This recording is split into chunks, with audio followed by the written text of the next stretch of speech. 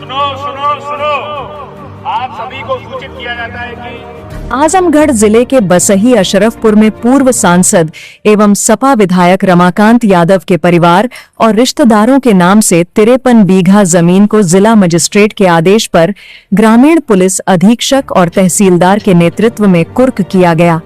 53 बीघा की जमीन की कुल कीमत 26 करोड़ रुपये आंकी गई है। कुर्की के दौरान लोगों की भीड़ उमड़ पड़ी। जिला मजिस्ट्रेट रविंद्र कुमार के आदेश पर फूलपुर तहसील के बसही अशरफपुर गांव में एसपी ग्रामीण चिराग जैन एवं तहसीलदार कमल कुमार सिंह के नेतृत्व में कुर्की की कार्रवाई की गई है। एसपी ग्रामीण चिराग जैन ने बताया कि पूर्व सांसद एवं फूलपुर पवई के सपा विधायक रमाकांत यादव के परिवार के नाम से बसही अशरफपुर में आपराधिक गतिविधियों से अर्जित की गई 53 बीघा जमीन को कुर्क किया गया है, जिसकी कीमत 26 करोड़ रुपये आंकी गई है। 6 गांठों की जमीन की कुर्की के दौरान डुगडुगी पिटवाई गई। डुगडुगी की आवाज सुनकर आसपास के लोग जुट गए।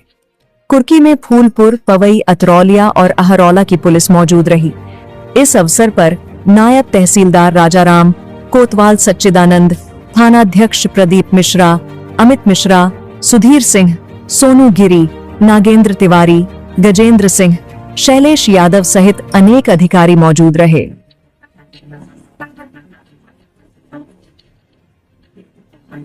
आजमगढ़ जिले के कुख्यात माफिया, हिस्ट्री शीटर और IS 133 गैंग के लीडर रमाकांत यादव के खिलाफ 48 साल में 58 मुकदमे दर्ज हैं।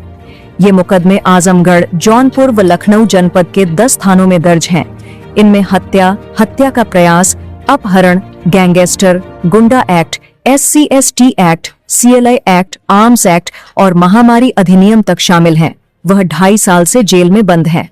दीदारगंज थाना क्षेत्र के सरावा गांव में रमाकांत यादव का जन्म 1 जुलाई 1957 में हुआ था। कुछ वर्ष बाद वह फूलपुर के अंबारी गांव में ही रहने लगे। राजनीति के साथ साथ अपराध की दुनिया में भी अपनी पैठ बनाने लगे।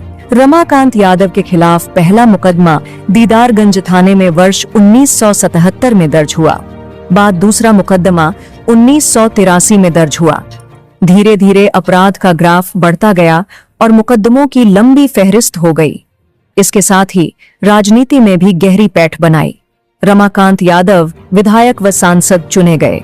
वर्तमान में फूलपुर पवई का प्रतिनिधित्व करने वाले उत्तर प्रदेश विधानसभा के सदस्य और आजमगढ़ का प्रतिनिधित्व करने वाले पूर्व लोकसभा सदस्य हैं। इतना ही नहीं, रमाकांत यादव ने अपने गैंग के साथ मिलकर अवैध शराब निर्माण, लूट, हत्या और अपहरण जैसे जघन्य अपराधों से अर्जित धन से संपत्तियां खरीदी। प्रशासन ने रमाकांत यादव की हिस्ट्री शीट भी खोली और IS 133 गैंग के लीडर के रूप में भी चिन्हित किया। 50 साल तक लगातार अपने दहशत और गुंडागर्दी से राज करने वाला कुख्यात माफिया आज जेल की काल कोठरी में बंद है। जनपद आजमगढ़ में जिलाधिकारी आजमगढ़ के दिनांक 11/6/2025 के आदेश के तहत जनपद के जो माफिया हिस्ट्री सीटर संख्या 30/30A IS गैंग 133 के गैंग लीडर रमाकांत यादव के द्वारा अपराध से अर्जित संपत्ति का आज कुर्की की कार्रवाई की गई है। तो आपको जानकारी के लिए बता दें, 21/2/2022 को जनपद में एक बड़ी अपने शराब पीने की वजह से एक बड़ी दुर्घटना हुई थी, जिसमें 7 लोगों की मृत्यु हुई थी और उसमें करीब 5 लोगों के विरुद्ध मुकदमा पंजीकृत किया गया था। और उसके बाद में उसी मुकदमे पे 2022 में ही गैंगस्टर एक्ट का मुकदमा पंजीकृत किया गया था, जिसमें रमाकांत यादव और उसके अन्य 12 साथियों के ऊपर गैंगस्टर एक्ट की कार्रवाई की गई थी। इसी की विवेचना थाना प्रभारी अतरौलिया के द्वारा की जा रही थी और इसमें टोटल मिला के आज करीब 23 करोड़ 42 लाख 81,400 रुपये की जो उनकी जो संपत्ति है उसको कुर्की की कार्रवाई की गई है। और ये ग्राम बसई अफसरपुर फरगना माहौल तहसील फूलपुर के अंतर्गत एक जो गाटा संख्या है वो करीब 2.88 हेक्टेयर का है, जिसकी मालियत करीब 2 करोड़ 13 लाख रुपया है। दूसरा जो गाटा संख्या है वो करीब 0.049 हेक्टेयर है और इसकी जो मालियत है करीब 2,59,59 रुपये है।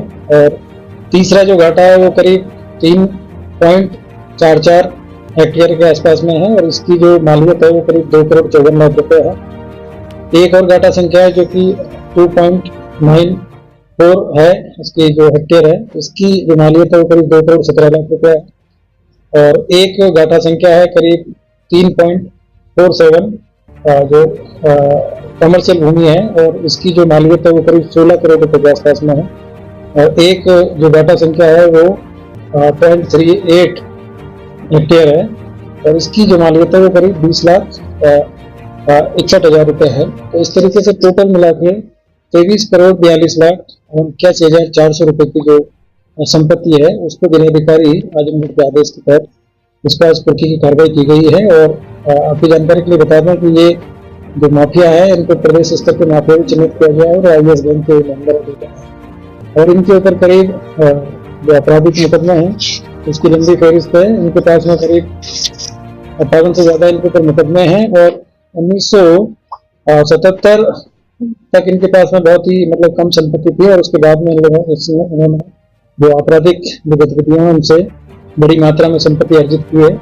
और इनके ऊपर न केवल लूट के, हत्या के और तमाम इस तरह के मुकदमे हैं और जो अपने से शराब बनाने के और इस तरह के जो मामले हैं वो भी इनके ऊपर पंजीकृत है। तो एक प्रदेश स्तर के माफिया हैं और इस पर अभी और भी इनकी कुछ संपत्तियां हैं जिनको भी चिन्हित किया गया है, उनमें भी इसमें